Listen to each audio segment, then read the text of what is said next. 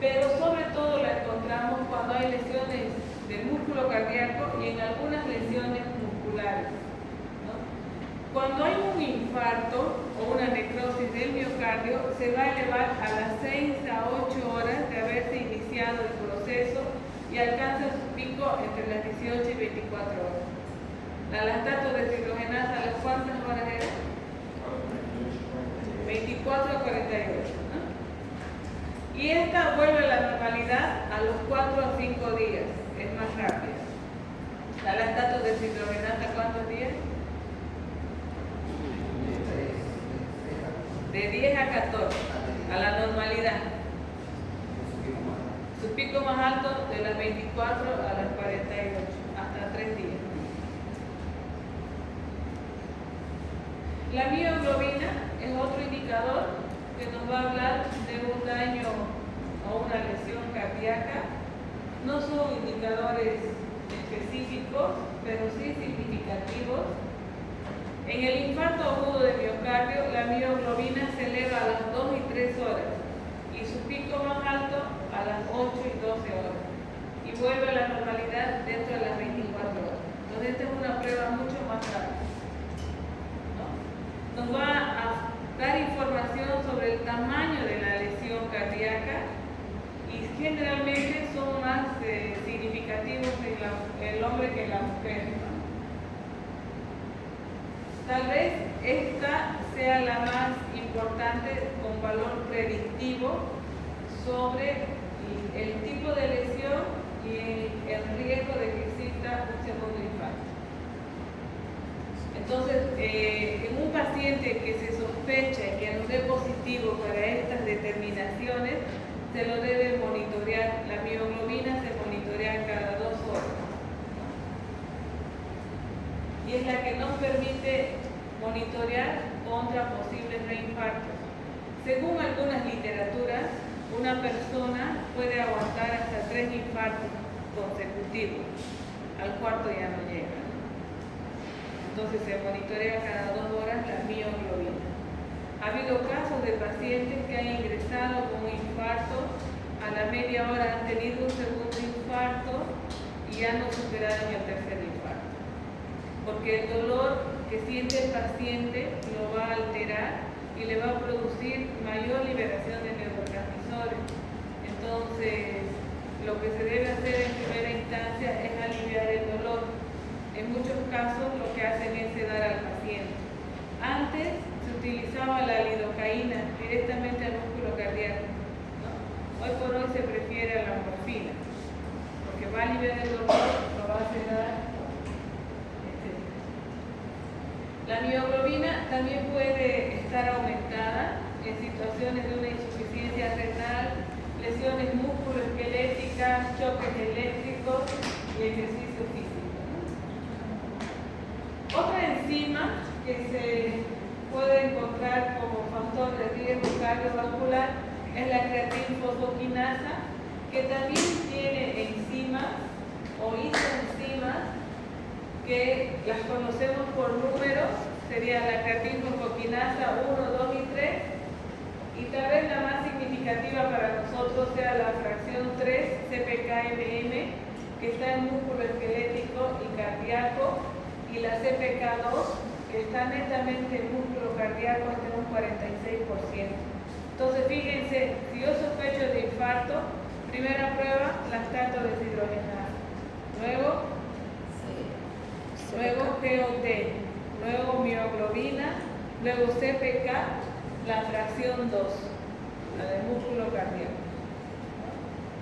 Se va a elevar en un caso de un infarto agudo, en cirugías postoperatorias, en algunas patologías crónicas como el Parkinson, las últimas semanas del embarazo y también en casos de alcoholismo agudo. Entonces eso se acompaña con la sintomatología, ¿no? La CPK-MB se puede elevar hasta las 6 horas post-infarto, ¿no?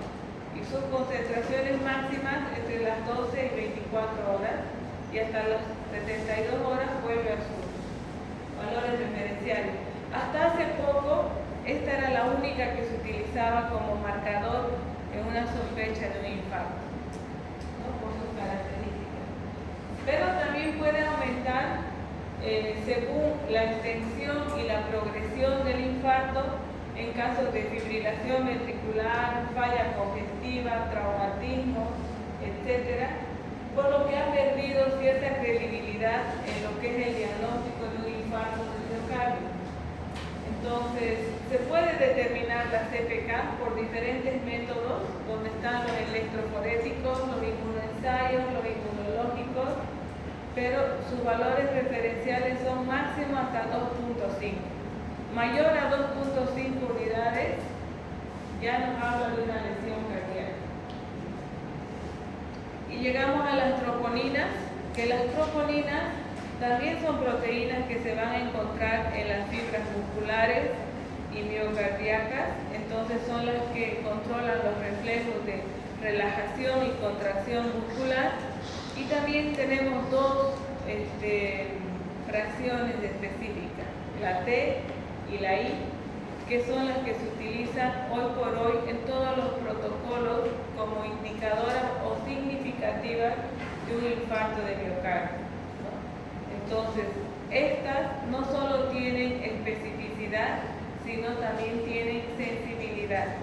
Cuando nosotros buscamos una prueba de laboratorio, necesitamos que tenga mayor especificidad que sensibilidad, ¿no? Porque voy a saber exactamente lo que estoy buscando.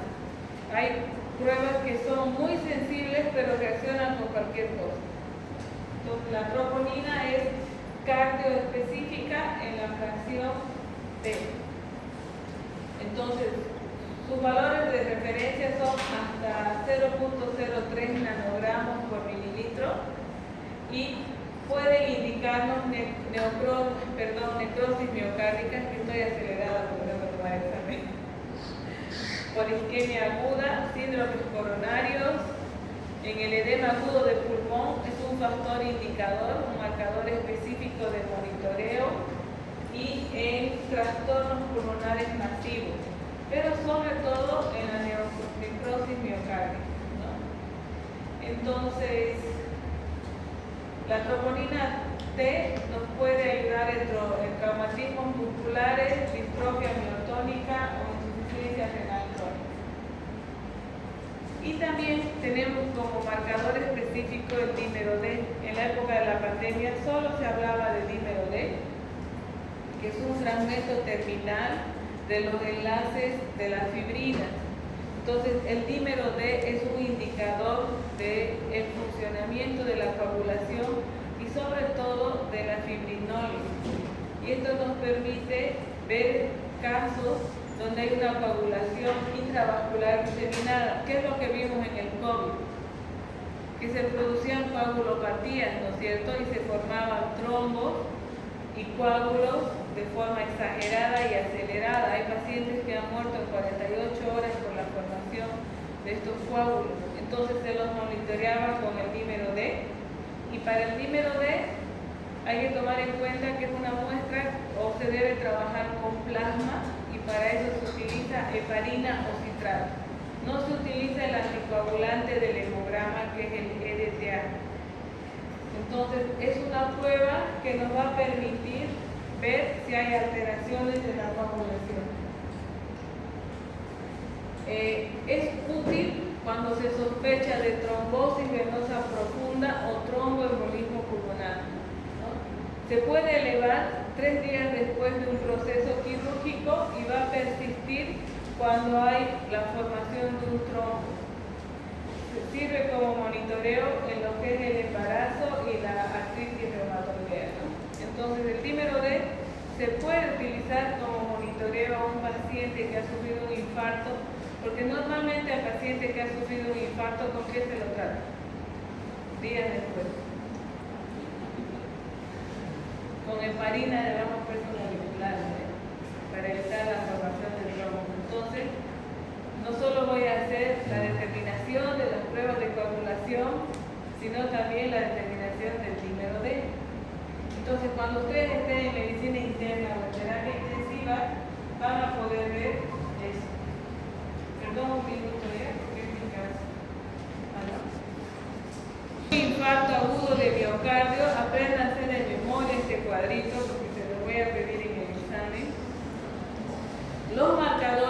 específicos de un daño tisular de infarto agudo del miocardio, hablamos de la creatinsofoquinasa, la simple y la metabólica, la deshidrogenasa láctica, la troponina T, la troponina I y la mioglobina.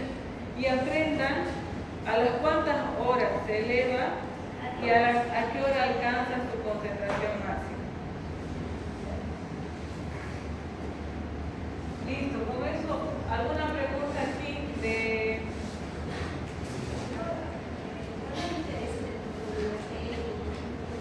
La troponina I se encuentra en mayor concentración en el músculo cardíaco y la T a nivel muscular.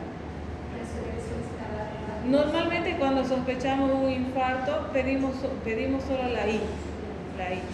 Cuando sospechamos que hay una complicación con edema pulmonar o una reacción de rhabdomiólisis, la T, las dos.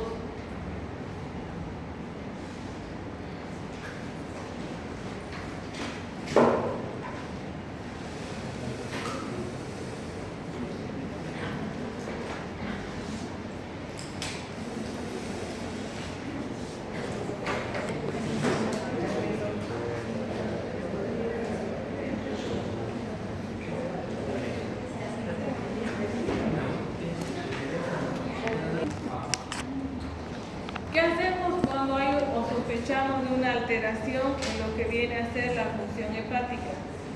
Sabemos que nosotros podemos trabajar con pruebas que nos indiquen que hay una enfermedad hepática, pero son pruebas que son poco específicas. Podemos trabajar con pruebas que valoren la alteración global o selectiva de algunas funciones hepáticas. Y podemos utilizar test en el diagnóstico específico de enfermedades hepatobiliares. Entonces tenemos 3 tipos de pruebas y cuando hablamos de un trastorno hepatobiliar, las pruebas básicas que vamos a hacer son las pruebas enzimáticas. Dentro de las pruebas enzimáticas hablamos de las 2 enzimas que nos han hablado todo el tiempo, el aspartato y la alanina aminotransferasa, que son indicadores sensibles de daño o de lesión celular.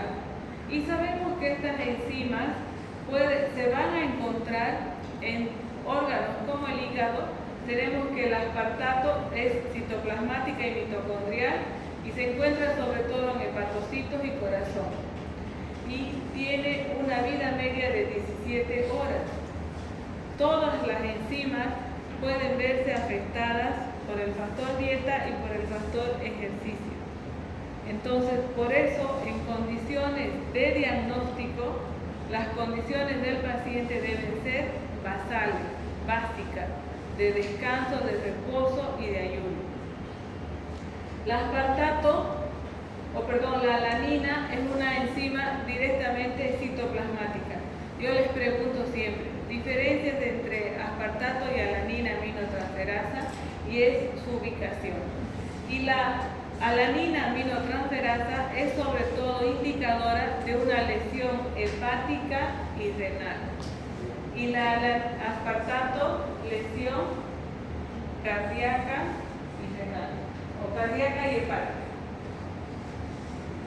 A este conglomerado de enzimas le aumentamos a la fosfatasa alcalina, que es una enzima que nos sirve para el diagnóstico de enfermedades hepatobiliares y que está relacionada con el transporte de metabolitos en las membranas y se va a encontrar sobre todo en hígado, hueso, riñón, músculo y en placenta.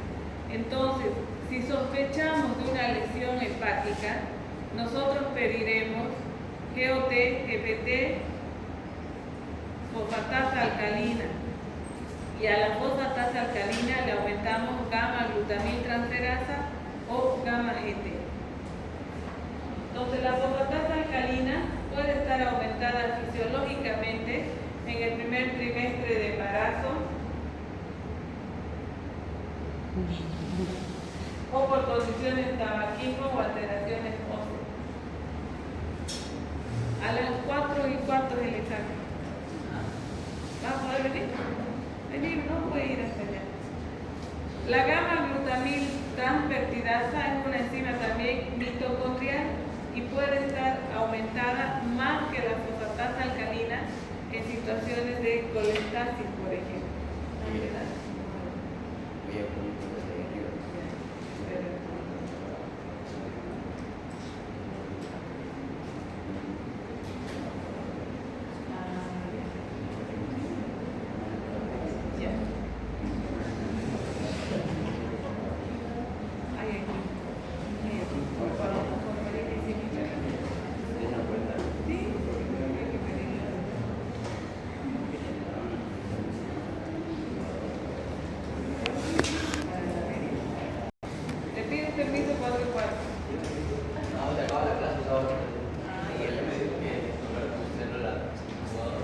Dile que sí, con manos tú. ¿Van a participar ustedes de la Feria del Libro? Sí. ¿Y qué van a hacer? ¿Qué? Imagenología y soporte vital. Ah, qué bien. Qué bien. ¿Cómo se ha ido? No he visto sus informes de... Solo Aldinaria me ha pasado su trabajo. Los otros grupos no me han pasado.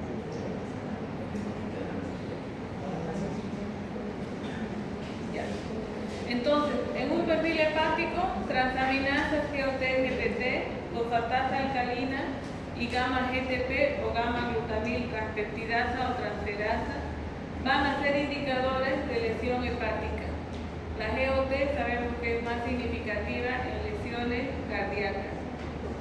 Puede estar aumentada esta enzima por algunos fármacos como la carbamazepina, furosemida, heparina, metotrexato y los anticonceptivos orales. Los anticonceptivos orales en general van a afectar muchas determinaciones, por eso es importante que ustedes indiquen o que la paciente diga en el momento de hacerse la prueba. Una prueba poco solicitada, pero que también es necesaria, es la 5-nucleotidasa, que está aumentada en enfermedades colestásicas o infiltrativas de hígado. Y la bilirrubina, que sabemos que es la que va a apagar la luz un ratito, creo que no, que se va a ver mejor. Pablo, ¿cuál es tu inquietud? ¿De qué estás hablando? ¿Te preocupa otro tema? Porque están ahí en magna asamblea. Ahí era para que vean solo la bilirrubina. Una característica de la bilirrubina es que va a producir una ictericia en el paciente. Entonces, hay pacientes que llegan a tener este color amarillo canario y tiñen la cama, la ropa, etcétera, ¿no? Entonces, son pacientes que hay que tener mucho cuidado en el manipuleo de sus instrumentos. Si es un paciente con hepatitis bacteriana o viral, solo lo de él es para él. Ni la toalla, ni la cama, ni sus cubiertos se debería compartir con otra persona. Peor si se sospecha de una hepatitis B, ¿no? Entonces, la bilirrubina puede determinarse la fracción indirecta no conjugada o la fracción, normalmente se determinan las dos, pero la indirecta nos va a aumentar en enfermedades hepatobiliares, en hemólisis, en ayuno, y la directa o conjugada se va a aumentar en enfermedades también hepatobiliares, sepsis, nutrición parenteral y luego de una hepatitis y obstrucción viral. Entonces, este parámetro nos permite diferenciar si hay una obstrucción biliar o es netamente una enfermedad hepática. El valor de la bilirrubina directa o conjugada. Ya sabemos que sus valores referenciales van a ser hasta 0.2, entonces si la directa está por encima de 0.2, ya sospechamos de una obstrucción biliar que debemos confirmar con una imagenología. Entonces, los test de función hepática nos van a incluir otras determinaciones, como la determinación de albumina y de los tiempos de protromina. Ya sabemos que la protromina se sintetiza en el hígado y es uno de los factores de la coagulación. Si mi hígado está inflamado o lesionado, no va a poder sintetizar protrombina y va a ser significativo de una enfermedad hepática donde debo sacar los índices ratio que son índices universales y que están en relación al tiempo de protromina y el testigo, ¿no es cierto? Que ya lo hemos visto en la anterior semana. También es importante en una evaluación hepática hacer la determinación de amoníaco, porque sabemos que los aminoácidos o el exceso de nitrógeno tenemos que eliminarlos a través de la función renal en forma de urea. Pero cuando hay un mal funcionamiento hepático, se van a acumular los aminoácidos y se va a, más bien, mantener la concentración del amoníaco. No va a haber una combinación ni una reacción de oxidación por el aumento de un protrón, entonces no se va a degradar a urea. Y se aumenta la concentración del amoníaco, que puede estar elevado en hepatitis, en cirrosis, en alteraciones del sistema porta, en el síndrome de Reye, que es muy frecuente en niños cuando hay un mal uso de lo que es la aspirina infantil, ¿no? Eso ya lo sabemos. Y una característica es que la determinación de amoníaco debe hacerse en sangre arterial.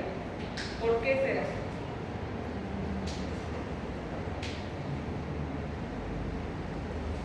Porque el amoníaco normalmente no pasa a la circulación venosa, está a nivel de la circulación arterial. Cuando pasa a la circulación venosa es porque ya se ha degradado hasta urea. Y aparte, si hemos comprobado que nuestro paciente tiene una disfunción hepática pero no obstructiva, tenemos que hacer el diagnóstico de los marcadores hepáticos virales. Entonces veremos si hay una tendencia a que nuestro paciente tenga una hepatitis clasificada como A, como B, como C o como D. Y en este proceso lo que hacemos es la determinación de las inmunoglobulinas. Ya sabemos que la IgM es característica de procesos agudos y la IgG de procesos crónicos. Y vamos a quedar ahí para que no nos vengan a alborotar los chicos que ya tienen que dar